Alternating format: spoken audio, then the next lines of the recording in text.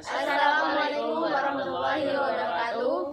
Perkenalkan, kami dari kelompok 3 akan membuat praktek bagaimana langkah-langkah membuat proses pembentukan urin. Sebelumnya, perkenalkan, nama saya Putri Hawa Adam, nomor absen 29. Perkenalkan, nama saya Muhammad Robi Firmansyah, absen 23. Perkenalkan, nama saya Agustin Busari, nomor absen 14. Perkenalkan, nama saya Agustia Safaraja, absen 2. Perkenalkan, nama saya Dewi Reca Aruna Setion, nomor absen 9. Untuk selanjutnya, simak videonya.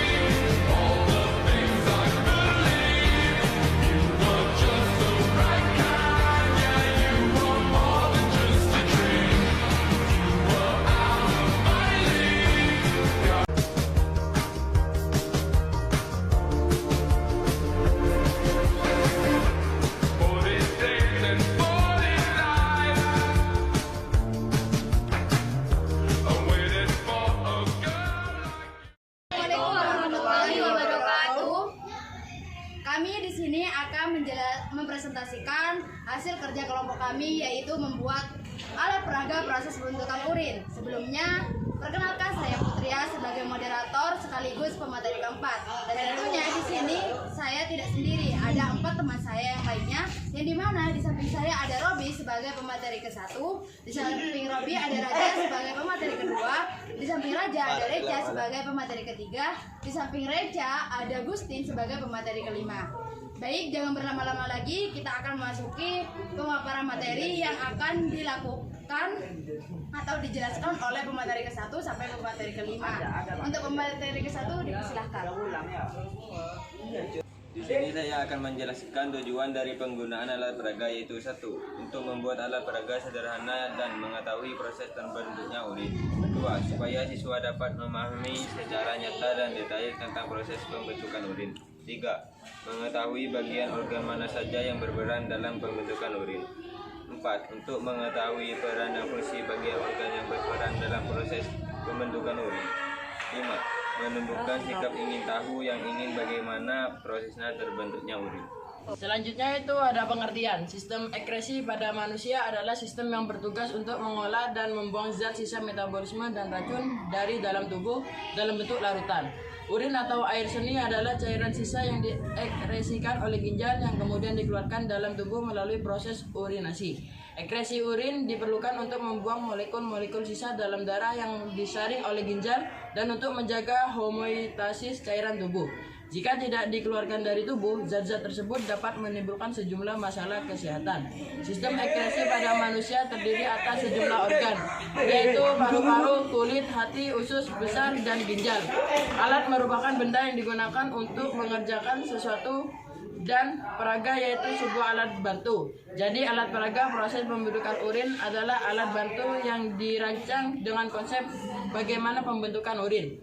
Dari alat ini mempermudah siswa dalam memahami secara detail proses pembentukan urin. Selanjutnya ada alat dan bahan, yaitu alat terdiri dari corong, selang kecil bening sepanjang 2 meter, triplek, gunting, spidol, kuas cat, pensil, dan korek. Dan bahan terdiri dari lem tembak, kain flanel, kertas bekas, pewarna, botol air, dan cat akrilik.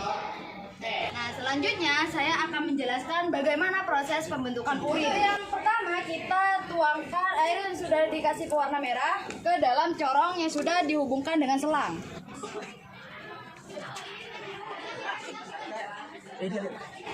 Nah, dalam proses pembentukan urin, sebelum saya menjelaskan semuanya, di sini ada sebuah lingkaran yang dimana biasanya itu disebut badan Malpighi. Badan Malpighi adalah bagian dari nefron yang tersusun dari atas kapsula Bowman dan juga glomerulus yang berperan untuk proses filtrasi pembentukan. Badan Malpighi ini terletak di bagian korteks. Dan di sini juga ada tubulus atau yang biasa kita kenal sebagai aliran yang ada di nefron, terletak di bagian medula. Nah, pada proses pembentukan urin ini terjadi pada ginjal, lebih tepatnya pada nefron ginjal. Di ginjal terdiri banyak sekali nefron, dan di dalam pembentukan urin itu ada 3 tahap. Yang pertama ada filtrasi, yang kedua ada reabsorpsi, yang ketiga ada augmentasi. Untuk tahap yang pertama di sini pembentukan urin dimulai dari arteri renalis, bagian yang berguna untuk membawa darah beroksigen dari jantung ke ginjal untuk disaring. Kemudian darah mengalir ke arteri aferen. Yang membawa darah murni ke glomerulus. Nah, di glomerulus ini terjadi penyaringan atau filtrasi darah yang mengandung zat-zat metabolisme tubuh. Cairan tersebut selanjutnya disimpan sementara di kapsula Bowman dan menghasilkan urin primer. Urin primer ini mengandung glukosa, asam amino, air, dan garam mineral. Nah, untuk yang tahap kedua, urin primer tadi akan mengalir ke tubulus contortus proximal, di mana di tubulus contortus proximal terjadi penyerapan kembali zat-zat yang masih diperlukan tubuh seperti glukosa, asam amino, natrium, kalium, kalsium, dan menghasilkan urin sekunder. Setelah itu urin sekunder mengalir ke lengkung Henle. Selama mengalir terus dilakukan reabsorpsi. Nah, di sini itu ada juga vena. Vena berkaitan dengan lengkung Henle yang berguna membawa darah yang disaring dari ginjal kembali ke jantung. Nah, di sini juga ada kapiler. Kapiler berfungsi sebagai penghubung antara pembuluh darah dan arteri dari vena. Tahap ketiga ada augmentasi. Urin sekunder tadi dari lengkung Henle tadi masuk ke tubulus contortus distal. Di sini terjadi pengeluaran zat-zat yang tidak diperlukan tubuh ke dalam urin sekunder dan menghasilkan urin sesungguhnya yang biasanya kita kenal itu adalah sebagai kencing. Urin sesungguhnya mengandung air, urea, asam urat, kreatin, garam mineral, zat warna empedu, serta obat-obatan. Kemudian urin sesungguhnya disalurkan ke tubulus collectivus yang berfungsi mengumpulkan urin sesungguhnya dari contortus distal tadi, terus disalurkan ke pelvis renalis sebagai fungsi utamanya untuk mengalirkan urin dari ginjal ke ureter. Selanjutnya masuk ke kandung kemih. Di sini kami menggunakan botol sebagai perumpamaan dari kantong kemih. Oke, selanjutnya ada alat dan peran yang digantikan. Yang pertama ada arteri renalis digantikan oleh corong dan selang. Yang kedua ada arteri eferen digantikan oleh gambar. Yang ketiga ada glomerulus digantikan oleh selang yang melingkar di putaran pertama. Yang keempat ada kapsula Bowman yang digantikan oleh selang yang melingkar pada putaran kedua. Yang kelima ada TKP digantikan oleh selang. Yang keenam ada lengkung Henle digantikan oleh selang yang melengkung ke atas. Selanjutnya ada TKD digantikan oleh selang. Yang kedelapan ada vena digantikan oleh gambar. Yang kesembilan ada kapiler digantikan oleh gambar. TK digantikan oleh selang. Pelvis renalis digantikan oleh selang yang menghubungkan kepada botol. Yang terakhir ada kantong kemih digantikan oleh botol. Yang terakhir ada fungsi alat peraga. Fungsi alat peraga pembentukan urin bisa membantu kita memahami fungsi ginjal lebih dekat. Pasalnya, setiap bagian ginjal memiliki peranan masing-masing dalam menunjang fungsi ginjal untuk tubuh, dan kelebihan dari alat peraga ini yaitu mampu membantu siswa dalam memahami konsep mengenai tahapan dari proses pembentukan dan pengujian kandungan urin. Selain itu, alat peraga ini dapat dipraktekkan secara langsung oleh siswa sehingga mampu menstimulus keaktifan dan motivasi belajar siswa. Baik teman-teman, saya sebagai moderator akan menutup presentasi ini dengan satu pantun. Pagi hari sarapan Indomie, siangnya makan bubur ketan.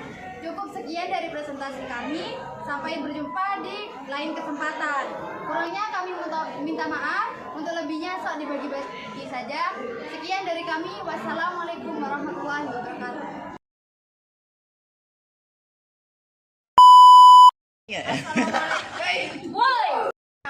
Hai.